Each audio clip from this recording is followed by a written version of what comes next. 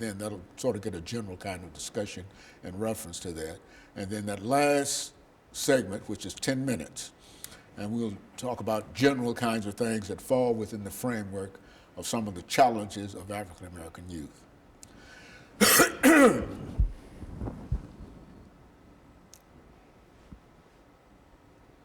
Let me swallow this little piece of cough drop that I have here.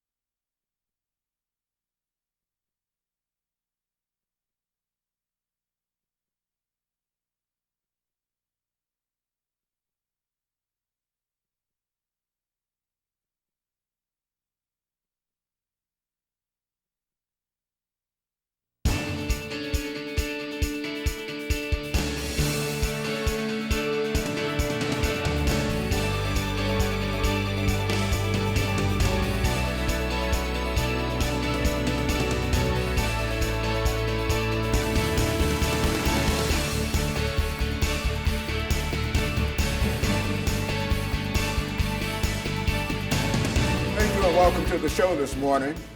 The topic this morning is some of the challenges of African American youth, and we're fortunate to have with us to talk about some of the challenges of African American youth, Pastor Kay Walker, Miss Stephanie Johnson, and Mr. Harold Shaw.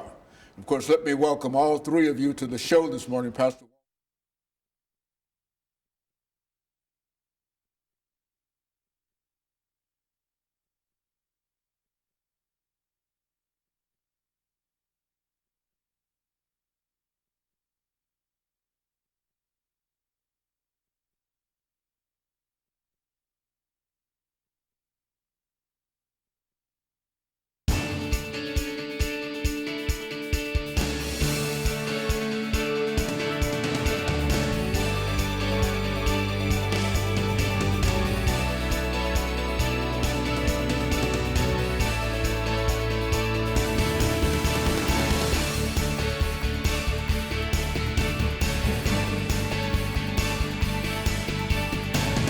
Thank you and welcome to the show this morning.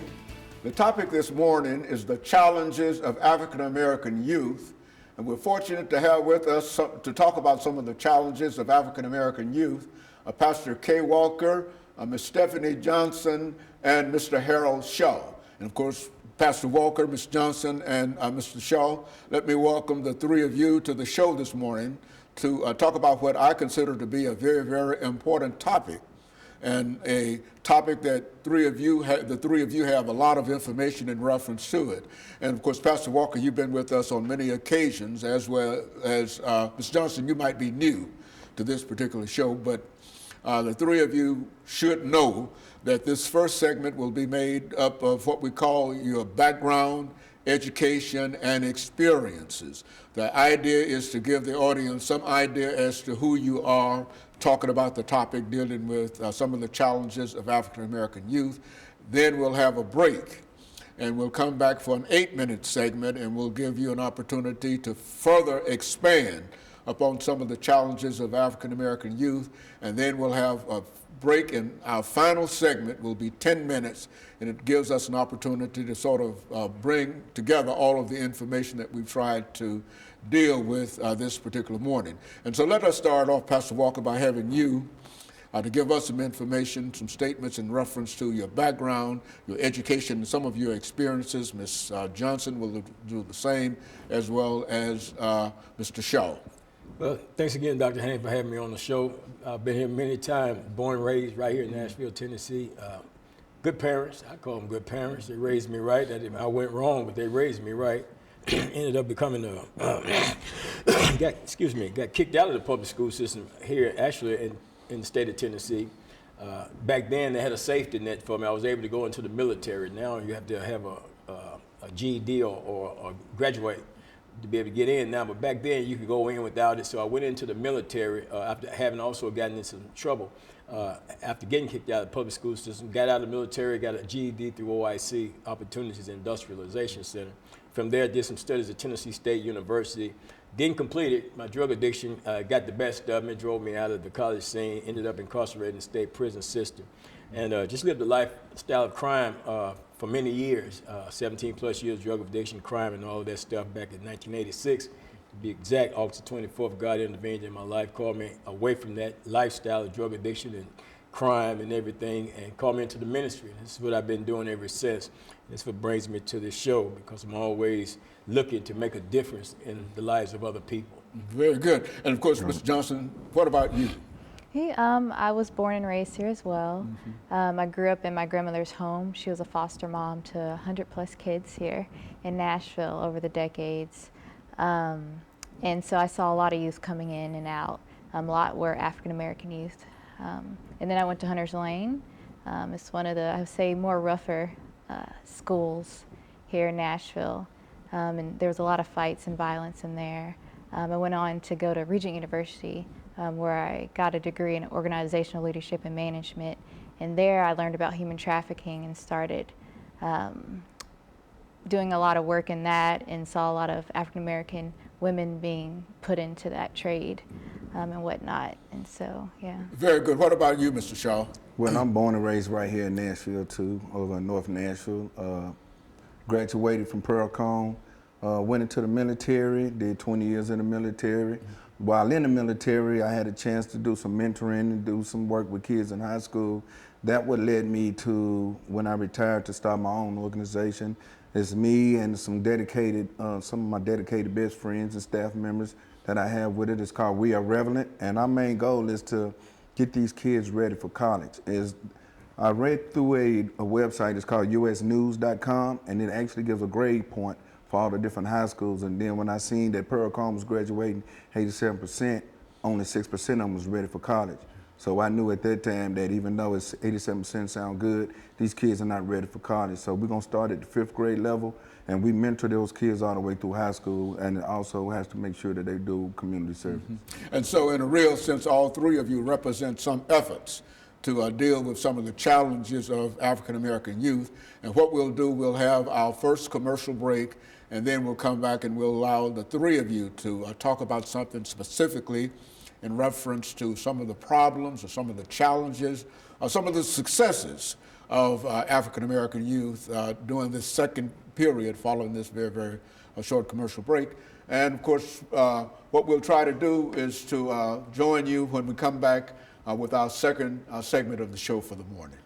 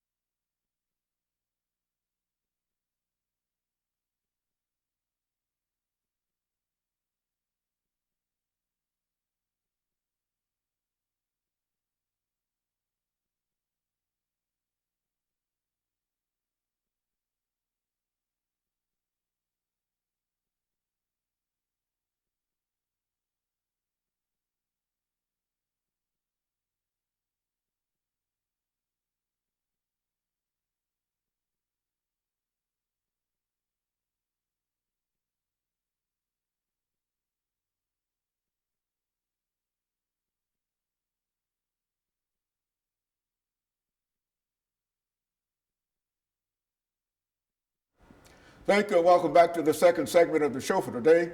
We're talking to Pastor Kay Walker, Ms. Stephanie Johnson, and Mr. Shaw, and they're giving us some information in reference to some of the challenges of the African American youth.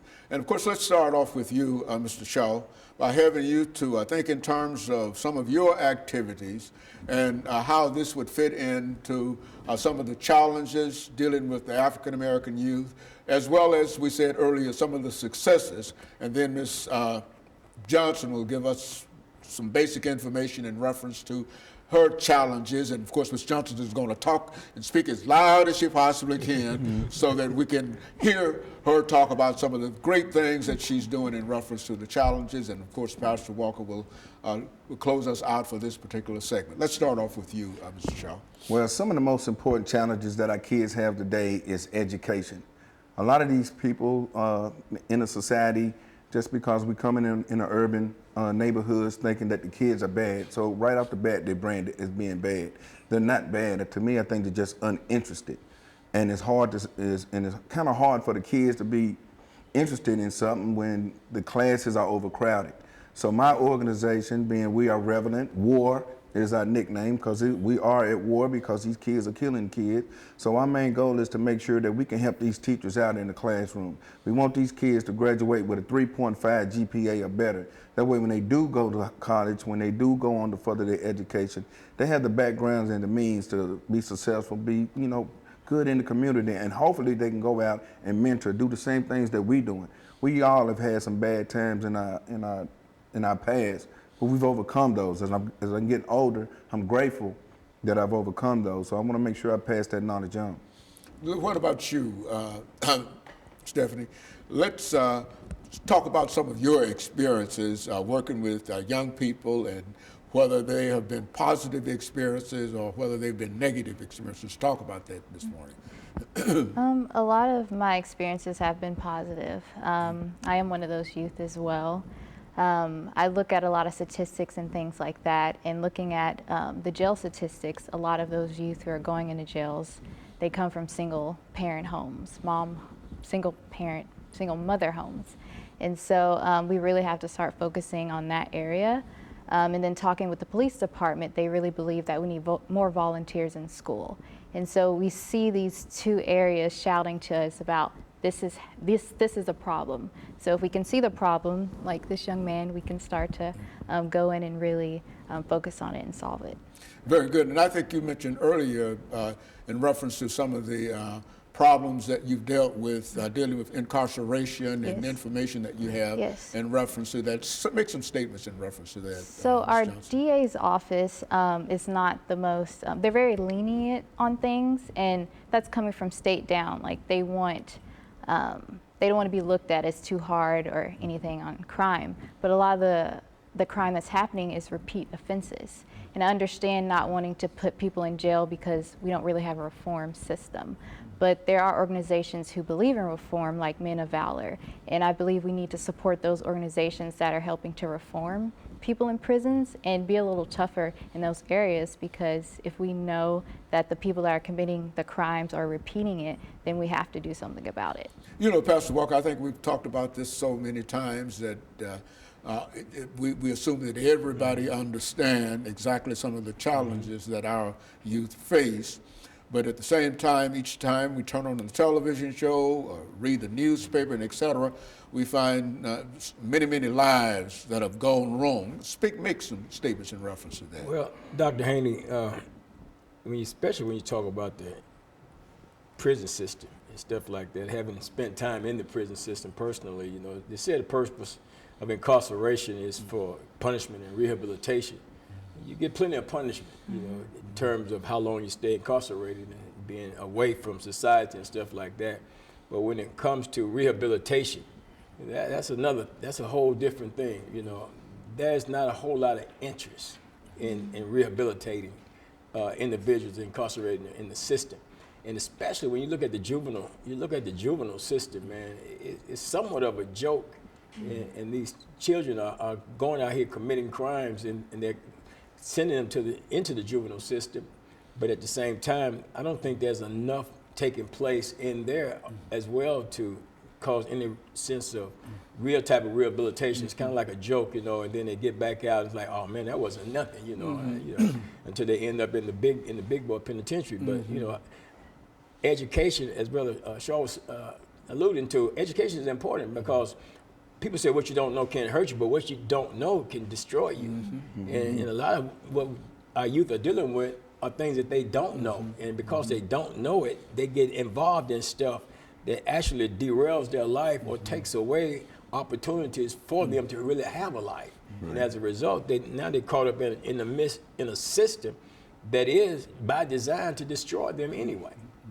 Now, Ms. Johnson, when you talk about challenges of African American youth, what are some of the challenges that young females have in society, and what would you suggest that they do in order to try to overcome some of their challenges? When I was younger, I was exposed to a lot of amazing programs like My Sister Keepers, and I went to a camp that CC Winans put on. And so I don't really see those programs here that much anymore. And so I would love to see a lot of programs that help young girls develop to be young women and to understand relationships and things like that. So yeah, that would be something, yeah. And Pastor, I think we've mentioned this on many occasions in reference to trying to find methods whereby we might be able to reduce the number of people who are involved in all of the killings and all of the shootings and et cetera. And during these last couple of minutes of this particular segment, make some statements in reference. Well, Ms. Johnson made a statement. She said that, you know, she went through some programs. She had these programs available to her, but then she said she's not seeing them anymore or seeing them to the degree where they can be effective. You know, and there's a lot of things that's not here anymore. You know, the summer programs that used to exist. I think there was like a Cedar Job program and stuff like that. These different programs that used to exist that our government has taken away, you know, and because the government is not interested in truly helping, you know, African American youth. So, because if they were, they wouldn't be taking away the programs that in the past were helping. So now you got a situation where somebody's got to create some programs now to help the African American youth. That's where you have people like my brother here, Mr. Shaw, with his program War. We are relevant. And it's important because we need this, because our youth need it. They need the education, they need the training, they need the mentoring, man, they need the overall help, and whatever can come up under that umbrella, that's what they need. And that's why I'm glad to have them here today to talk about, you know, some of the things that they can do to bring about some change. Very good. So what we'll do, we'll take our final commercial break, and then we'll come back and we'll have 10 minutes for you to further develop some of the things that we've talked about. And we'll be back with our audience following this very, very short commercial break.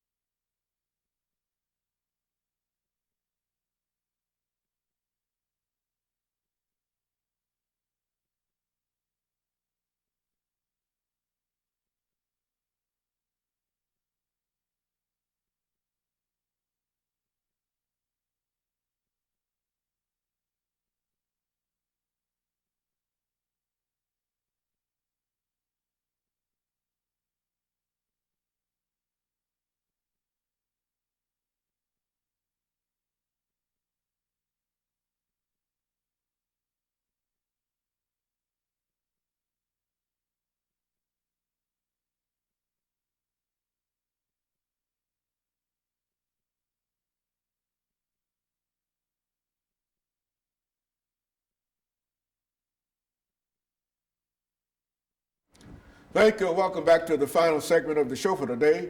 We're talking to Mr. Shaw, Ms. Johnson, and Pastor Walker in reference to some of the challenges and some of the successes in a real sense of the African American youth, recognizing that the same thing that we talk about when we talk about African American youth, we can talk about American youth in general, because I think that all of them have essentially the same challenges and some of the same opportunities.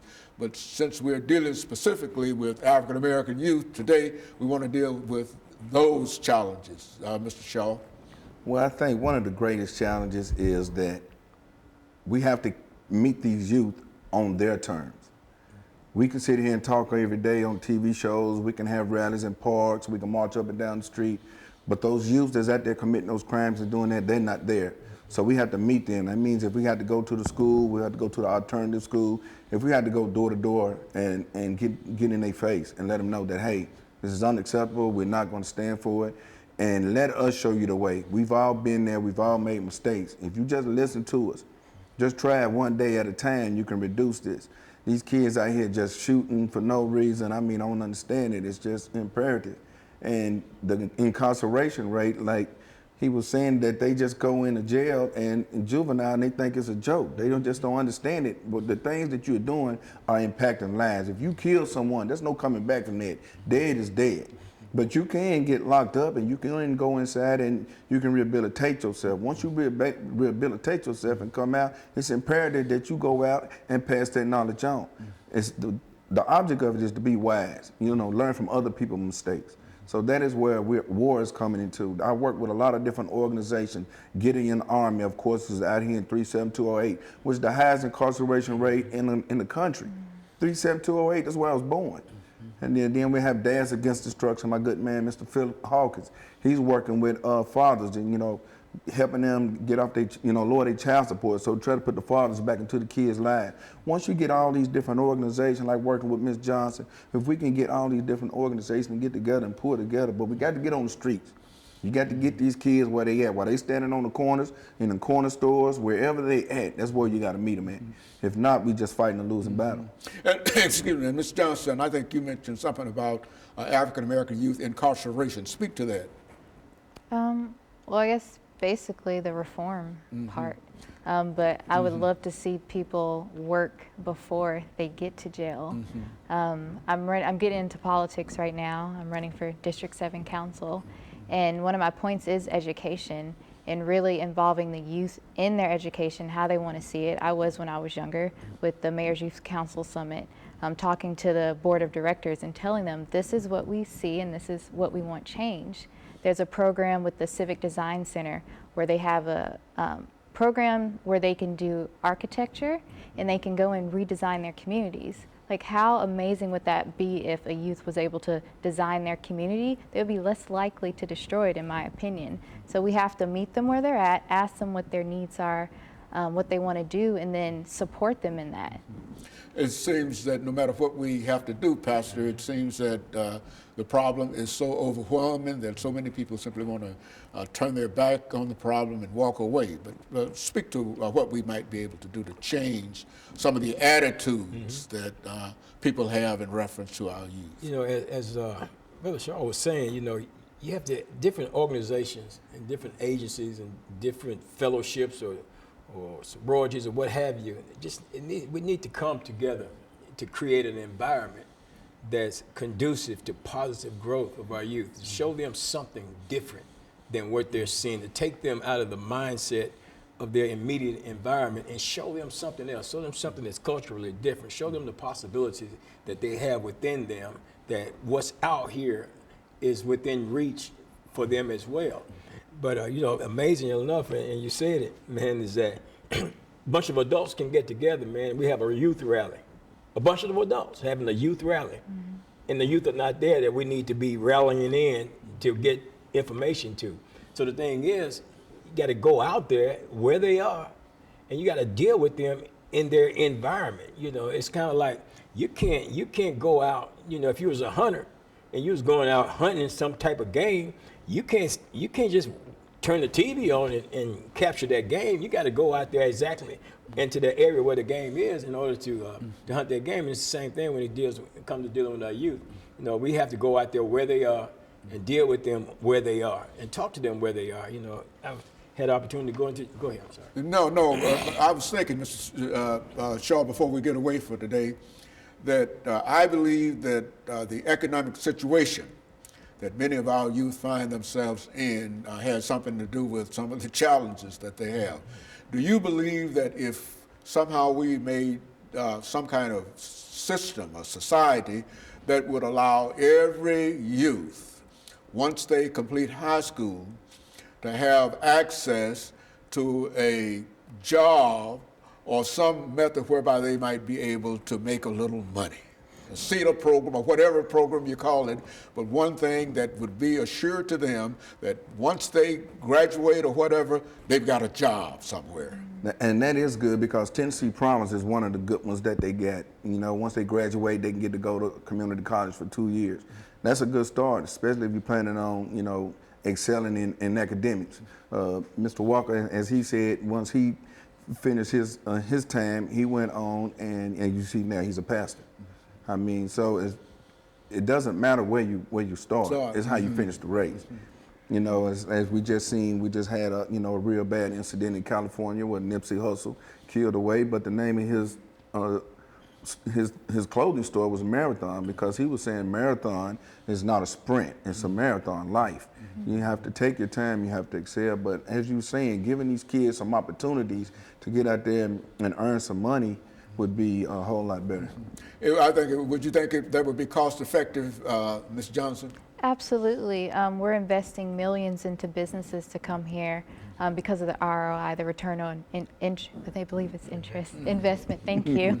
I can only imagine if we invested in the youth, what our ROI would be. I was invested in, and now I'm coming back. I'm working in my communities. I'm helping businesses develop, nonprofits develop, because I was invested in here.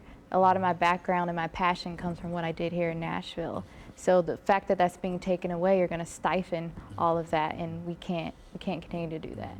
So. Well, now, who do we see, Pastor, to make sure that this could happen? I mean, what would be the first step that we'd have to take? Well, and we've got about 2 minutes, but we see people like Miss Johnson, who has this mindset and this thought process, running for political office. We see putting people like her in office, that can bring about some changes on that level, because it's going to have to come through from that level. It's going to have to filter its way through all those legislative levels and stuff like that. Somebody in this council going to have to really get serious about what's going on in our Nashville community, more so instead of just being interested in Amazon and the NFL draft and all of that stuff like that. Oh yeah, that's great for the city, but what is it doing for the common people of this city? And probably the answer is nothing. But the hotels get to raise their rate, man. Go down there and get you a $450 hotel room that's skyrocketed because this NFL draft is coming to town. But then Ray and them still over there, man, living in poverty. They don't have anything, and they're the one that's sitting there in front of the television sets watching the football games, but they're not reaping any benefits from it at all. But this is the it city. Yeah, very good. And so in a real sense, we believe that some of the challenges that we've talked about and some of the challenges that we face can really be met. You see, that we don't necessarily have to turn our backs and walk away, but we do have to be willing to put some kind of effort and some kind of organization in reference to some of these problems. And I think that the three of you sort of represent, in a real sense, what an individual can do in reference to. You can't do everything, but I think that if more people felt like the three of you feel this morning, then at least we would be able to do better than we're doing. We might not ever overcome all of the challenges, but we can say that we tried, and I think that's about the only thing that we can possibly do. And let me thank you, and let me encourage you to tune in again next week for another informative edition of Comments. Thank you, and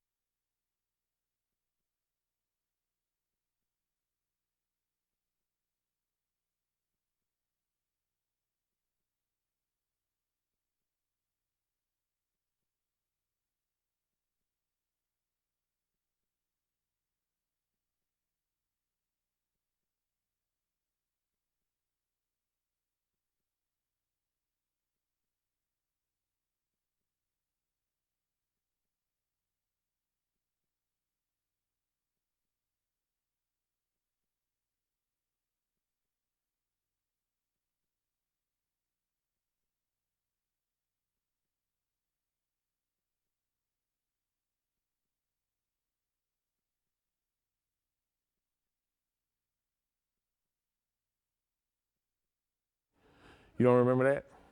Oh man, so many people have been. No, this girl was asleep. Alan, give me a mic check real quick. Say your name and count to 10. My name's Howard Allen. 1, 2, 3, 4, 5, 6, 7, 8, 9, 10. All right, say the ABCs, please. A, B, C, D, E, F, G, H, I, J, K, L, M, N, O, P, Q, R, S, T, U, V, W, X, Y, Z. Still. No, you're good. Okay? And so this person was asleep on the bench. On the bench, yeah, she was Right off from the river.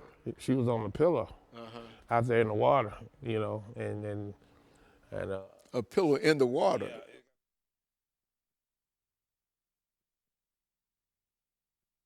In the Like- water itself. yeah, like jump from here to there. In the river. Yeah, right there. And so they jumped, and on the dare, one of them pushed her.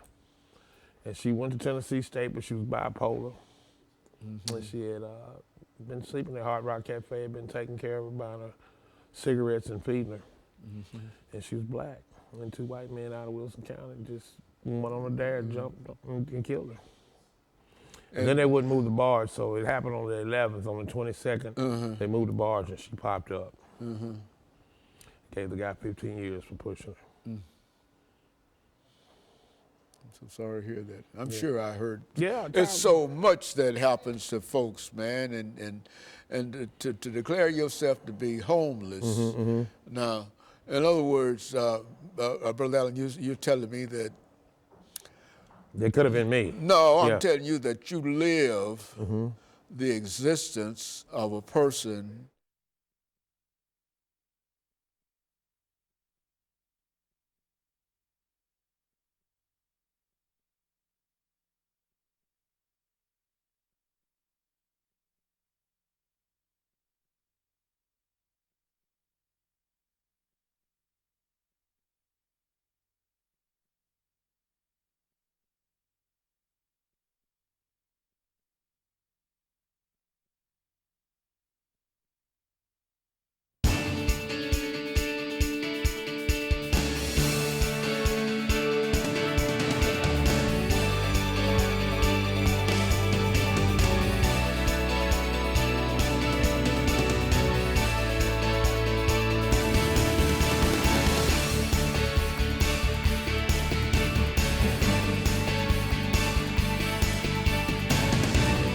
Thank you and welcome to the show this morning. The topic is Amazon and gentrification in Nashville. And we're fortunate to have with us to talk about Amazon and gentrification in Nashville, Mr. Howard Allen. And of course, Mr. Allen, let me welcome you to the show this morning and to remind our audience that you're no stranger to this show or to this topic, that you've been with us on a number of occasions, and we've had an opportunity to talk to you about many, many things. But I think what we'd like to do today is to talk about the gentrification of Nashville seen from the point of view of an individual who has been, I might call you a certified homeless person, which is to say that you the real thing in terms of what we mean when we talk about people who are homeless and don't have a place to live. And you know many of the challenges that are faced by the homeless population, many things that the average person might not even think about. You see, and so that's what I want you to do this morning, to give us some information in reference to gentrification, but as well as information in reference to the homeless population in Nashville. Okay, first of all, it's a pleasure to be here with you, Dr. Haney. I'm a Nashvilleian. I was born and reared here, and I've seen a lot of different changes here in Davidson County, the so-called It City, better known as the Music City, USA, Nashville, Tennessee, the capital of the state of Tennessee. And as I said, my parents were educators, and I went to private school, and I'm a North Nashville person. I was born at, they call George Hubbard Hospital, better known as Meharry. But, you know, I just didn't become homeless. You know, I had worked, and some things, some decisions that I made brought me into the homeless situation. And once you get into that, it's hard to get out of. because you have a wall there, and our president talks about building a wall, not letting the refugees in. We have a wall that the homeless population, which is one of the lowest forms of poverty, that's part of poverty of the United States, where they don't let you come back in once you fall. But yeah, gentrification right now, we got a company that's trying to come here, Amazon. The owner's worth $110 billion. He just got a divorce a couple of weeks ago and made his wife the fourth richest person in the United States, 36 billion. But you know, you have gentrification, which means to uplift, to rebuild. And it's happening a lot in the African American communities, better known as the hood or the ghetto. We had a situation where it was a town called Germantown. And then right behind Germantown, there was a little suburb division called Salemtown. Now Salemtown looks just like Germantown. Now I can go and build business here, and the projects are right here. But that property taxes, where that building is raising the property taxes where that project is. So that's a form of gentrification because it's going to displace people. Now dealing with the homeless population, we don't have any place to go now because they like to use the word affordable housing. But these businesses all come through MDHA, which stands for the Metro Housing Development Housing Authority. They're not building low-income housing. They're building what they call affordable housing. They're building condos. They're building garages. They're building hotels. They have to go through MDHA, which stands for the development of the city, not for the trickle-down effect where we feel it, the low-income people. So gentrification plays a major, major part in our city right now because we're losing a lot of history. And you can go to certain areas of town where you have a church here and you have condos here and the projects are right here. So, you know, the system is not set up like it used to be back in the day. We had African American leaders, well, before we became African, known as black leaders, because each year we changed from being colored to Negroes to black to African American. But the church played a role, our politicians played a role, our lawyers played a role, and I just don't see that like it used to be, because back then we were threatened just by the color of our skin, where someone could be killed. I look at the other day we had, I'm Catholic, Notre Dame, and I thought they were talking about Notre Dame University, but it was over in Paris, France. However, I already got $1 million for the rebuilding of this monumental church. But we have 3 churches in the South that was burned by a sheriff's deputy. And then that might be a form of gentrification right there because they might not have the money to rebuild, and then the big corporations come in and buy that land, and there it is. That's a form of gentrification. Okay, and so what we'll do, Brother Allen, is to take our first commercial break and come back and allow you to further elaborate upon some of the challenges that the homeless population is facing in Nashville and by extension in other areas. And we'll be back with our audience following this very, very short commercial break.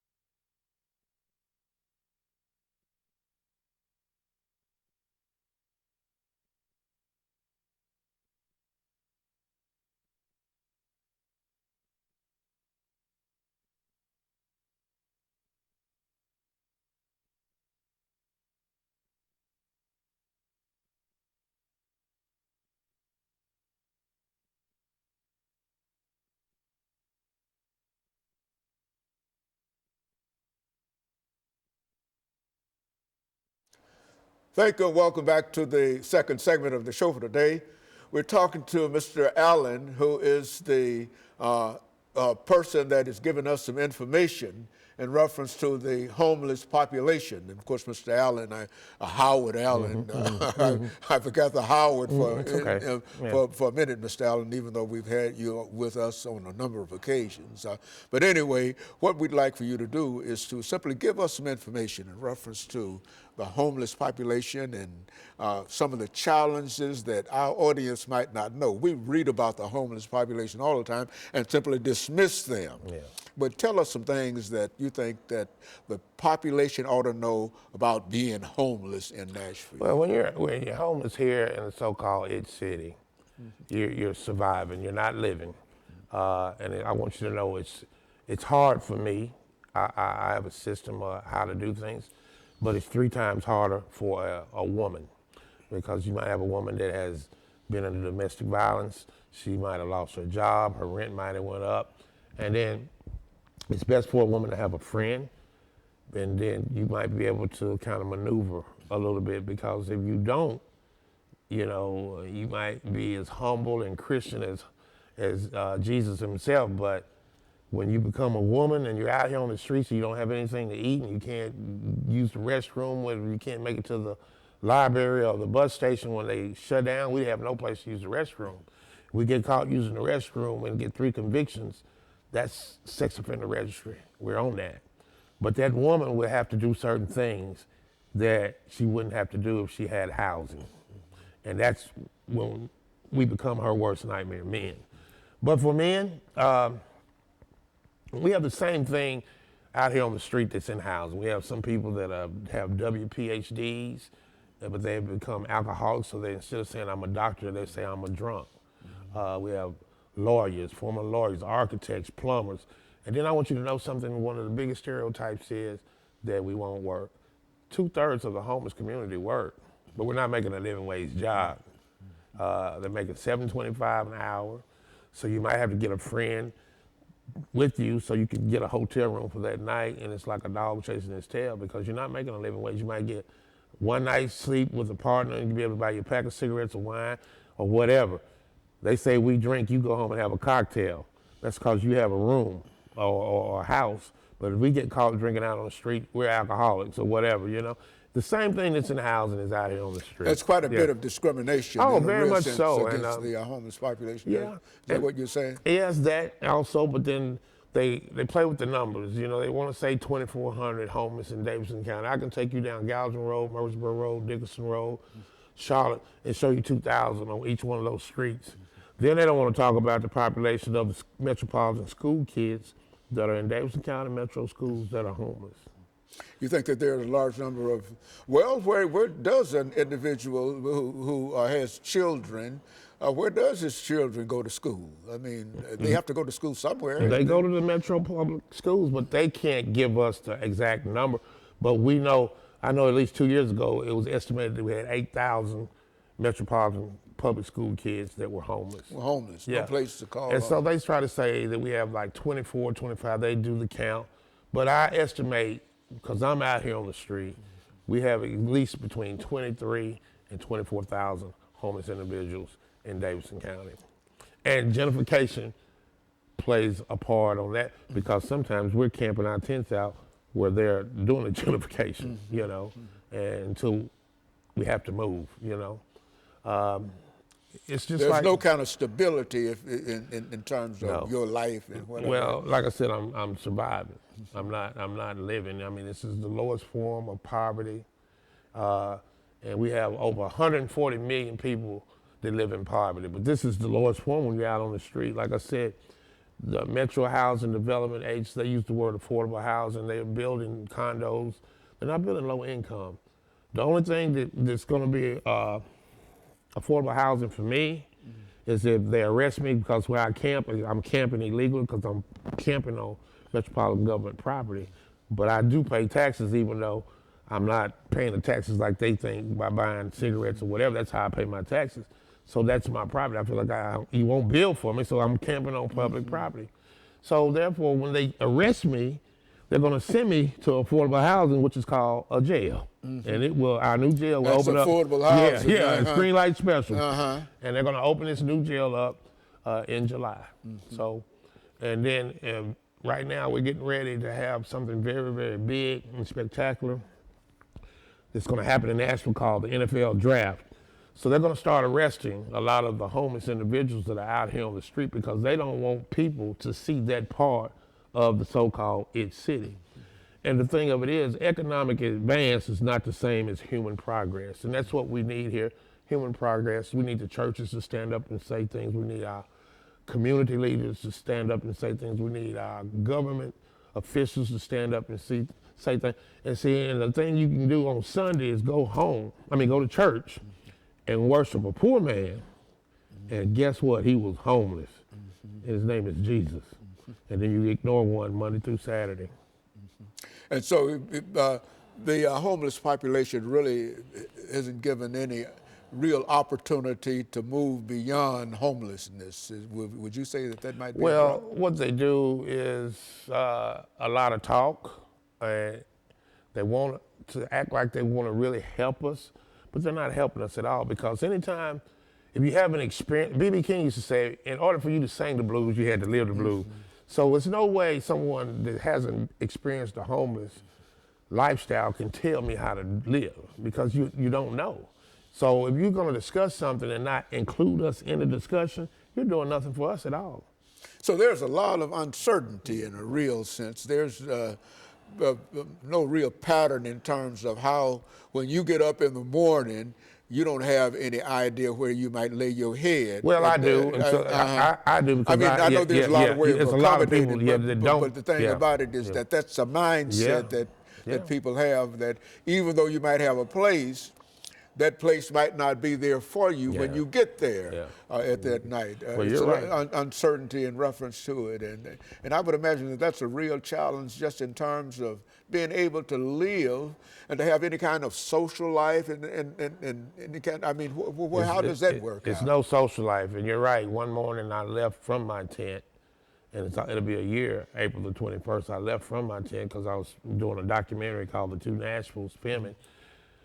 When I came back, my tent was burned to the ground. So therefore, I didn't have a place.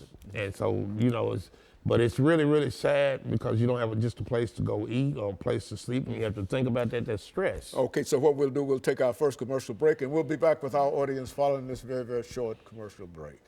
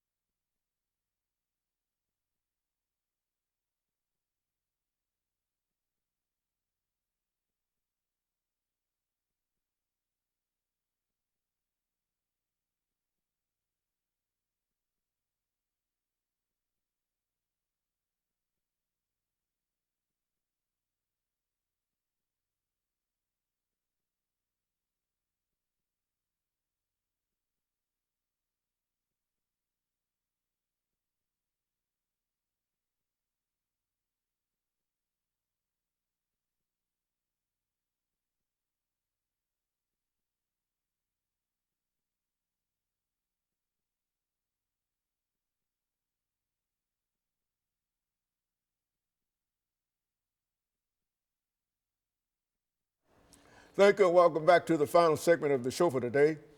We're talking to Mr. Howard Allen, and the topic is homelessness and gentrification in Nashville.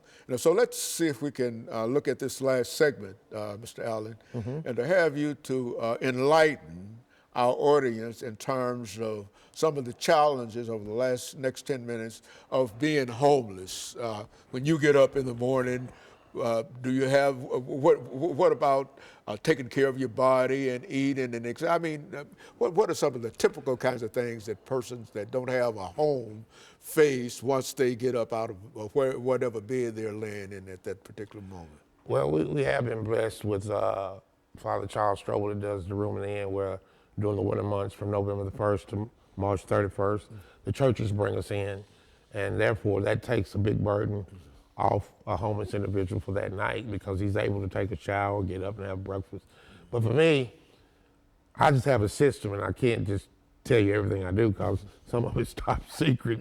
But anyway, we have a company called, nonprofit called Shower Up, and that's a great organization where they have 2 shower trucks. They bring them on Saturdays, Sundays, and Mondays downtown where you can go in and take a nice hot shower and get a change of clothes. But it's kind of hard when you can't just go down to the campus or the mission. Some people don't want to go to the mission to take a shower, so you just have to deal with that situation. But I wanted to let you know that homelessness now starts with babies because, you know, you can take my house, you can take my money, you can take my wife, and then you can run into another young lady whose husband, house, and money's been taken. But one thing you can't stop people from doing, that's having sex. And they do that in the homeless community just like they do it in the housing community. So kids are being born in homelessness. Our homelessness population is starting very high now with youth. I mean, from 18, 19, 20, 22, 24.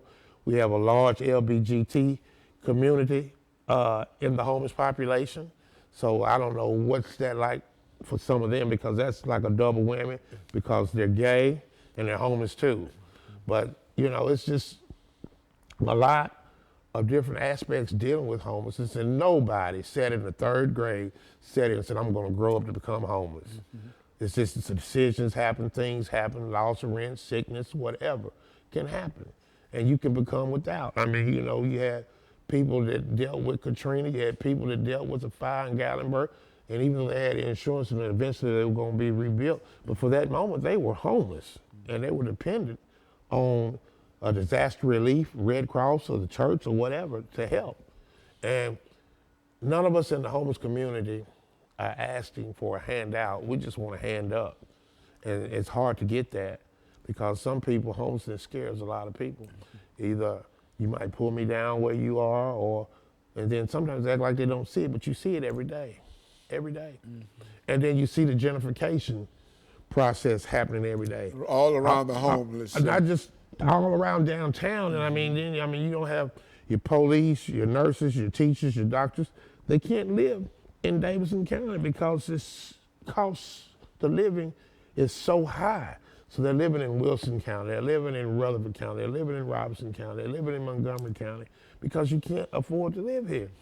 And I can remember when Nashville was a good place to live, it was top secret, and I mean, a nice little place, and now, man, it's got the New York, California aspect, but with the money, and it's just wrong, you know? It's just wrong. And so I think eventually things will flatten out, and the millennials, the city has turned from what it used to be to a millennial city, a police city, and a tourist city. But the millennials are eventually going to play out, and then all this stuff that they're building, eventually, I think in the next 5 to 7 years, will go from affordable housing to low-income housing. Because my father sees, he carries us, you know, he sees. Yeah, you look at all of the construction that's built downtown, and what you're saying is that once people no longer can afford to live in these houses, what generally becomes of all of the housing? Yeah, I think it becomes low income. But right now, this city is full of corporate greed. Corporate greed. They're putting the profit before the people, and the people are the most important weapon aspect in the city, because we are the ones that make the city run. You think that, is there any effort, Mr. Allen, to sort of organize the homeless community? And if not, what would be some of the obstacles in terms of bringing people together and making them have a common purpose in terms of uplift? Well, I'm going to tell you, I was kind of protected when I was growing up. I'm a 61 baby. So some of my close friends, like Howard Gentry, was like a brother to me. I was kind of protected when that civil rights stuff was going on. I remember when Kennedy, Malcolm, King, Medgar, all of them, and Robert Kennedy got killed, you know. So I was kind of protected doing that. But let me tell you, I see some of the same similarities in the homeless community as far as dealing with blacks, the black community. Two things I know. When you have a census, you never get the accurate count on an African-American family, and you never will on a homeless family either. Why is So, that? because when we don't want to be seen, we won't be seen. And the homeless community, we walk down the alleys, we sleep under the railroad track, and we'll know when the count is coming at 2 o'clock in the morning. So we're not going to be at our camp. And African Americans are the same way. But yeah, and we're Now, not together just like the African Well, now, Americans. what is the purpose of trying to make an assessment in terms of the people in Nashville who are homeless? I mean, what's the purpose of that? I'm gonna tell you, the homeless community is a community that you can make money off of. Homelessness is a $1 billion industry, so it's a commodity. They talk. Now, some people actually do really want to help, but that's a $1 billion industry. So why fix that? If you were a case manager and you had 800 people that you had to put in housing, and you put 800 people in housing, what's that gonna leave you after you put them in without a job? So why fix that? And it's a revolving door. People become homeless every day. People that you wouldn't think to be homeless are homeless. And I see a lot of people tell me, Howard, you don't look homeless. What does homeless look like? So I asked the question, you know? And who would you say is the most famous homeless person that you know in your life? Dr. Haney, who would you say? I'm not sure I would know. It'd be Jesus. Jesus. Oh, yeah, I see what you're Okay. saying. Yeah, that's how I get a lot of people. Yeah. Uh-huh. Yeah. Jesus. Without anything. That's in a right. real Anything. sense. That's right. Yeah, Yeah. very good. Yeah. Well, how many homeless people relate to Jesus, though? Oh, we got to get it we get that every day, especially if you're in the mission. Oh, yeah? Yeah, they come. That's how they come, the religious aspect. Uh-huh. But let me tell you, we know them better than a lot of people because anytime, like me, for instance, I've slept in 15-degree weather, and I drink a lot of water where I was in a box. And when I woke up the next morning, I was able to break my box down. And then when I went to get my water was froze. And my body's 85% water. So that's God. It's nobody but God, and I know it. Here I am, asleep and able to get up, and then I break my campsite down, then I go back to get my water's froze. And so now there are a large number of what you call campsites scattered throughout the city of Nashville and et cetera. And these are at almost indiscriminate places. That's right. Any place that you would under bridges and then. Yeah, we make our campsites anywhere. I mean, we can be up under the interstate, we can be by the railroad tracks, we can be up under somebody's garage or whatever, wherever you think we're not, that's where we are. So that's what I also tell the government officials. So when you're gonna be a councilman or a governor or a senator or a congressman, you gotta be that for everybody. So, don't stop me because you're an elected official. Now all of a sudden you have life insurance for your medical insurance for you and your whole family for life. Why would you go in there and vote for me not to be able to have the same thing? It's a divide there. Well, now, is there any end to all of this, Mr. Allen? I mean, what would you say over the last 30 seconds that we need in order to turn this around? Well, like I said, you're gonna have to include the homeless to be able to deal with the situation of fixing it, fixing the problem, because it can be fixed and we can curve it. And it's just time for someone to be able to come together and sit at the table with the governor or the mayor and say, this is what needs to be done here. Very good. Let me thank you, and let me encourage our audience to tune in again next week for another informative edition of Comments. Thank you, and good morning.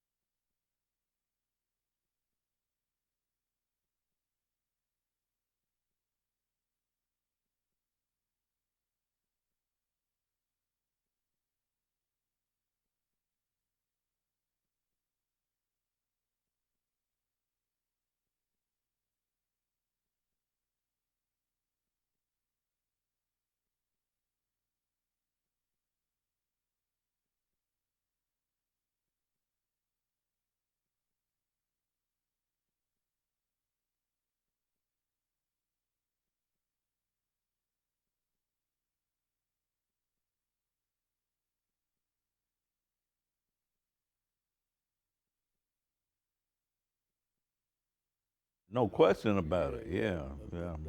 40 acres and a mule That's right. concept is what really initiated.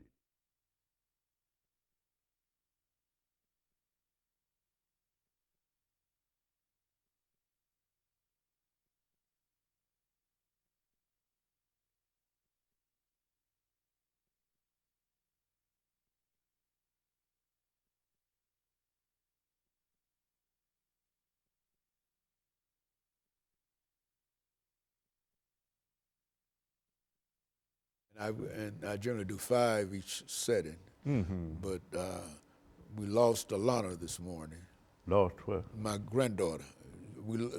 She didn't come. Oh, I see. Yeah, she's generally my first show every Oh, morning. okay. What does she do? She interviews? Yeah, she.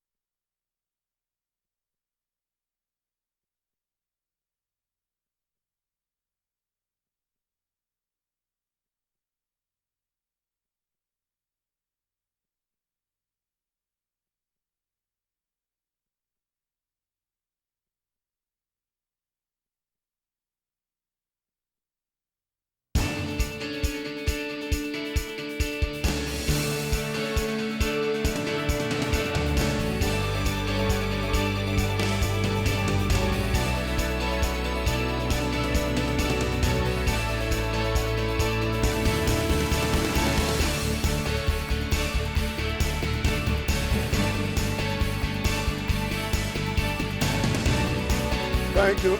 Excuse me. Thank you and welcome to the show this morning. The topic this morning is the story of civil rights organizations in America.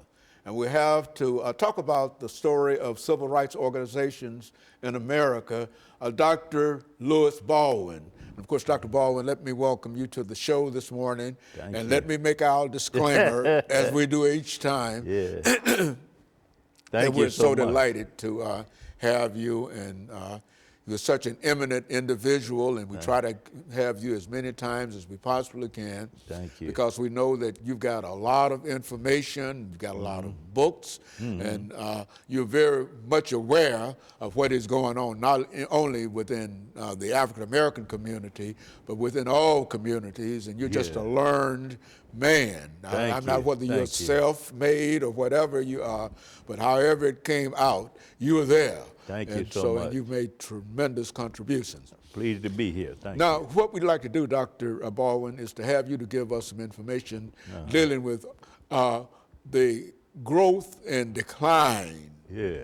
of civil rights organizations in America, Yes, and yes. to give us some directions between now and the end of the show as to what we must do in order to bring many more people into such participation. Yeah. Let's start off by having you to give us some statements in reference to Dr. Lewis Baldwin and say something about your books and et cetera. And then at the end of this segment, we'll be able to go into civil rights organizations, the story of civil rights organizations in America, from the 8 minutes to the 10 minutes to the end of this show. Very Let's good. start it from that perspective. Well, I'm a native of Camden, Alabama. I grew up in Camden, Alabama, Wilcox County, Alabama, in late 40s, 50s. Studied at the public schools in Wilcox County, Alabama. Graduated from high school in 1967. And from there, of course, to Talladega College in Talladega, Alabama. I was there from 1967 to 71 with a major in history and a minor in political science. From there to Crozet Theological Seminary, where I studied theology and black church studies, 1971 to 75. And in the fall of 75, I matriculated at Northwestern University in Evanston, Illinois. And in 1980, received a PhD degree in the history of Christianity. Most of my scholarship has been in the area of King studies, Martin Luther King